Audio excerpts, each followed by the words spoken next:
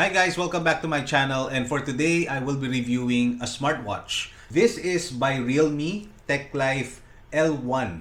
So first and foremost, why did I decide to buy a smartwatch? Ayoko nang parating nagpapapalit, change battery, ganyan.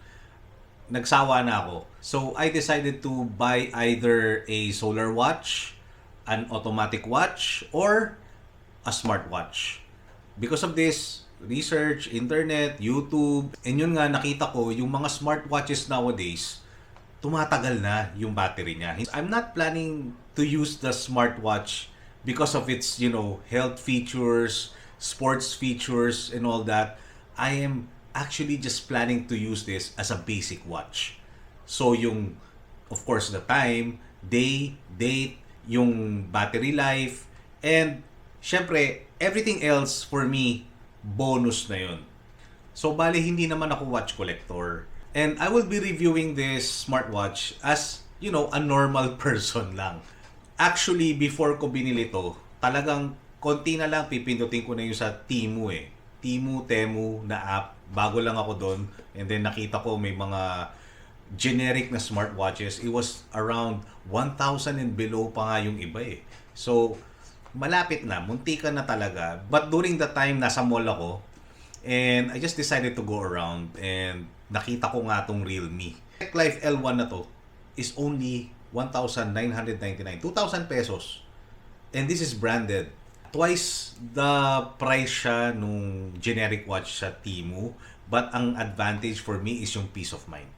Okay, unang-una, it's branded. Pangalawa, it's branded. Pangatlo, it's branded. Pero no joke, branded siya, readily available. Hindi na ako matatakot na baka masira pa siya during transit. Meron na siyang store warranty. Hindi rin ako sure kung ano yung mga warranties sa online shops. So, really, yung peace of mind. Let's dive more into this right now. Inopen na namin siya kasi tinest namin dun sa store. AMOLED. Tapos 1.96-inch curved AMOLED display. Sa gilid nakalagay Bluetooth calling support, health and fitness tracking, IP68 dust and water resistance. Panalo to. Okay? And AI voice assistant controls. Nowadays, lahat na talaga may AI, no? Heart rate monitoring, importante rin to. Blood oxygen monitoring, tapos sleep monitoring, and 110 plus fitness modes. Okay? Ang dami naman yan. Dito sa likod, titingnan lang natin yung mga importante. Okay. Tapos, ang material niya is, take note, zinc alloy plus silicone. Okay? Silicone yung strap. Zinc alloy, yan yung mismong watch. So, ang maganda dito sa zinc alloy, light siya at saka durable. So, hindi plastic. Okay? For 2,000 pesos, you're getting a zinc alloy material. Ngayon yung battery, 300 mAh. Pero ang playtime niya, nasa 5 to 7 days, which is super panalo para sa akin. And yung standby time niya is nasa 15 to 30 day. Okay? Tapos yung charging time nasa 2 oras. Before I turn on the display, I want to talk about the silicone strap. Napaka premium feel niya. Makapal, masarap yung feel niya. Ngayon, ang ayoko lang sa strap na to is yung, if you look at this lock, yan, kita nyo, di ba? There's another peg there that will lock it somewhere here. So, para sa akin, hindi na kailangan, parang overkill na eh. Ayan, oh, parang yan, magla-lock siya dito. So, pag tatanggalin mo siya, medyo hassle lang, di ba? Kasi pag lalo na ako, sanay ako sa, pupush mo lang, tanggal na kagad.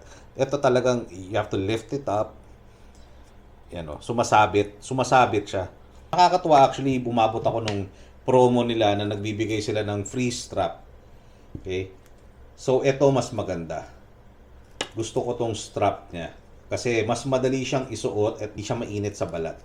Okay? So, this is a Velcro strap. Tapos, by the way, yung strap niya is yung easy to pull off. That's it.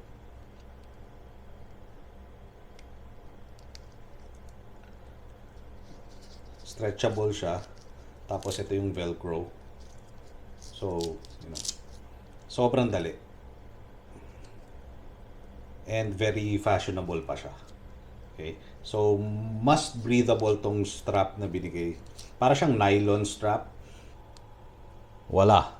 Ang ganda ng screen niya, AMOLED screen. So, from the box, meron siyang QR code. Tapos, da-download mo lang yung app. Ang name ng app is OneWear Pro. Okay, so connected na siya. Tapos, pupunta lang ako dito sa phone ko. I can... Nandiyan na yung mga settings and everything. Marami siyang watch face. Nakakatuwa. Ito yung mga na-save ko. For example, yan. Sync. So, once 100% to, magpapalit na siya ng watch face. And wala. Yan na. Bago na yung watch face ko. Not bad. 'Di ba? Mabilis lang. Yung pause, hindi siya nag-work sa Spotify. Pero yung next, nag-work yung next. Volume. Nag-work din yung volume. Ayan o. Lower volume. Right? So, yung pause lang talaga, hindi siya ayaw. Pero yung back, okay. Nag-work. Forward, next song. Responsive naman. Dito sa left side, ito yung mga, yan. Dial, contact person, heart rate, sleep, workout. Yung pag pumunta ka ng workout, yan na yung kung ano ang workout ang gusto mong gawin. Walk, outdoor run, basketball, badminton, yan. To be honest, ito lang talaga kailangan ko. Yung time, yung day, yung date, tsaka yung percentage. I took notes. 100% battery siya nung 4:39 PM yesterday. Okay? So, ngayon is already 8:29 PM. So, lagpas 24 hours na to.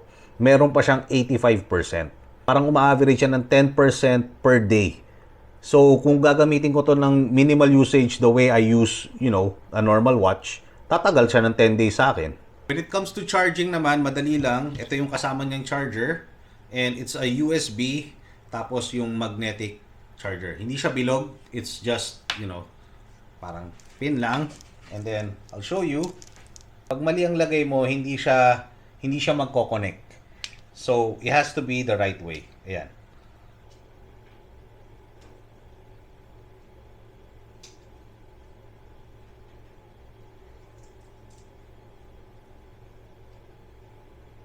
By the way guys, hindi ako sponsored by Realme. This is my own money, my personal review. And again, hindi ako watch expert or sports watch expert. I'm reviewing this kung saan ko lang talaga siya gagamitin. I must tell you, sobrang bilib ako for the 2,000 price tag. Hindi ko sa inyo masasabi kung accurate siya. So, I can't compare this to another smartwatch like an Apple Watch. In my opinion, mas mahal yung mga yon kasi mas maganda yung mga optics nun or mas maganda yung readers ng mga yon. Otherwise, besides yung brand name, hindi talaga ma-justify kung bakit ganun sila kamahal. And I'm telling you, this year, isa sa mga best bang for buck buys ko to. Ang isa lang sa mga gripes ko siguro is mas preferred ko pa rin yung Circle. So, that is subjective, depende sa tao. Pero, yung bilog na watch ng Realme is twice the price, 4,000. And, to be honest, siguro sa iba, mura lang yung 4,000. But if you're not really a watch collector, you just purely need it for a watch, 2,000, I'm fine with it. So, I'm fine with this. Actually, it doesn't really look bad at all. Tapos, ang ganda pa nitong libreng strap na binigay sa akin ng Realme. So, I'm very happy with this smartwatch. I hope you like this review. I tried looking sa YouTube ng ibang reviews. Wala pa ako nakikita. So, this is probably one of the first reviews na makikita nyo for this watch. So, if you haven't heard of the Realme TechLife L1 smartwatch, I think it's well worth your time to check it out. 2,000 pesos lang. And if you like this video, please hit a like. It will really help the channel a lot. And subscribe. See you on my next vlog.